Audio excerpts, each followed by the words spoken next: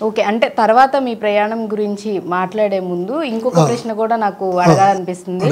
అంటే ఎవరన్నా యంగ్ అబ్బాయి, కాలేజీ కంప్లీట్ చేసిన అబ్బాయి, లేకపోతే కాలేజీ చదువుకుంటున్న అబ్బాయి, సడన్గా మూవీస్ అంటే ఇష్టం ఉన్న అబ్బాయి కూడా మూవీస్ ఇష్టపడడం వేరు, ఆ మూవీస్ని డైరెక్ట్ చేద్దామనే ఆలోచన రావడం వేరు.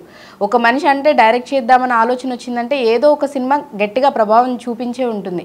అలా మిమ్మల్ని డైరెక్షన్ వైపు వెళ్ళాలి, అసలు ఫిల్మ్ ఇండస్ట్రీలోకి అడుగు పెట్టాలనే విధంగా మిమ్మల్ని బాగా ఎంకరేజ్ చేసిన, లేకపోతే మిమ్మల్ని బాగా ఇన్ఫ్లుయెన్స్ చేసిన మూవీ ఏంటి? ఆదుర్తి సుబ్బారావు గారి మంచి మనసులమ్మ, నాగేశ్వరరావు గారిది. ఆ సినిమా దాదాపు ఒక 20-30 సార్లు చూసాను ఆ రోజుల్లోనే. ఆ సినిమా నన్ను ఇన్స్పిరేషన్ చేసింది. ఆ సినిమా ప్రభావంతో నేను యాక్చువల్గా వెళ్ళడం జరిగింది. వెళ్ళిన తర్వాత అక్కడ యాక్చువల్గా ఈ డైరెక్టర్ ఆ డైరెక్టర్ని ఇద్దరు ముగ్గురు కలిసానమ్మా. వాళ్ళు రేపురా మాపురా అన్నారు. అట్లా ఒక 6 నెలలు గడిచిపోయింది. అట్లా 6 నెలలు టైం వేస్ట్ అయిన తర్వాత డబ్బులు అయిపోయినాయి. ఊరికి వచ్చాను. ఊరికి వచ్చిన తర్వాత మళ్ళీ మా ఫాదర్ నువ్వు ఏమైనా సరే ఇల్లు సాధించు అన్నాడు ఆయన. మళ్ళీ డబ్బులు ఇచ్చాడు. అప్పుడు ఏంటంటే ఒక తెలిసిన అబ్బాయి ద్వారా బెంగళూరుకి వెళ్ళానమ్మా. బెంగళూరుకి వెళ్ళి ఒక కన్నడ పిక్చర్కి అసిస్టెంట్ డైరెక్టర్గా పనిచేశాను. కన్నడ పిక్చర్కి అసిస్టెంట్ డైరెక్టర్ కన్నడ అంత ఇంత నేర్చుకున్నాను. తర్వాత మనం డైరెక్షన్ చేయాల్సింది తెలుగులో కదా. సరే ఆ పిక్చర్ అయిపోయిన తర్వాత మళ్ళీ చెన్నైకి వచ్చాయి. చెన్నైకి వచ్చిన తర్వాత చెన్నైలో మళ్ళీ అటు ఇటు తిరిగి లాస్ట్కి కే వాసు డైరెక్టర్ని పట్టుకున్నానమ్మా. కోతల రాయుడు సినిమాలో అసిస్టెంట్ డైరెక్టర్గా చేశాను. ఆ సినిమా హైదరాబాద్లో షూటింగ్ జరిగింది.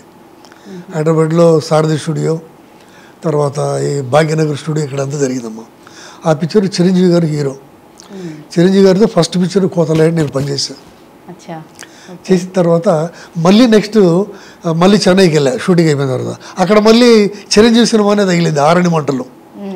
అక్కడ సేమ్ డైరెక్టర్ కంటిన్యూ చేశాడు. తర్వాత వచ్చేసి టెంగురంగడు సినిమా చేశాడు. మళ్ళీ చిరంజీవి తగిలాడు అక్కడ.